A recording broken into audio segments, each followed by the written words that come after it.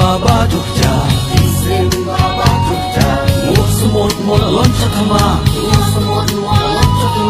Lon batau mau kau kemain boy, Grup grup grom grom prap lenyi, Boy main bain rai mu semut rao, Semut muôn ga loi pot mon, Semut muôn ga yin senai mon, Semut muôn ga sehat mon, Semut muôn rasa hot penangon, Semut muôn rendeng wan mon, Semut muôn rakit lebah mon, Semut muôn rapkan deng mon, Rani semut puai mon. Yele kalau prap kong klai,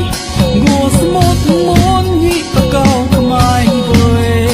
Yele kalau prat kong klai, Ngô semut mon nyi kau kemain boy. Semut mon alung mon treo klai nyi.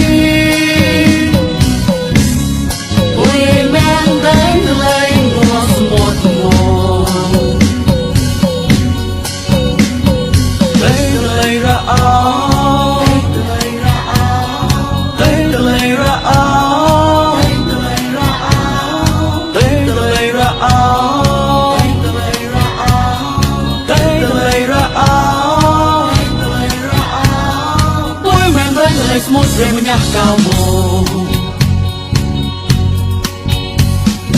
Isim Baba Jogja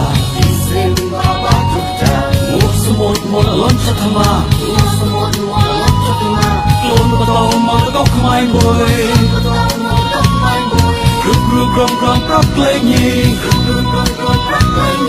Boy main bain rai mu semut rao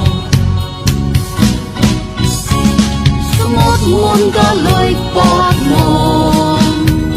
Semut muôn ga yin senai mon,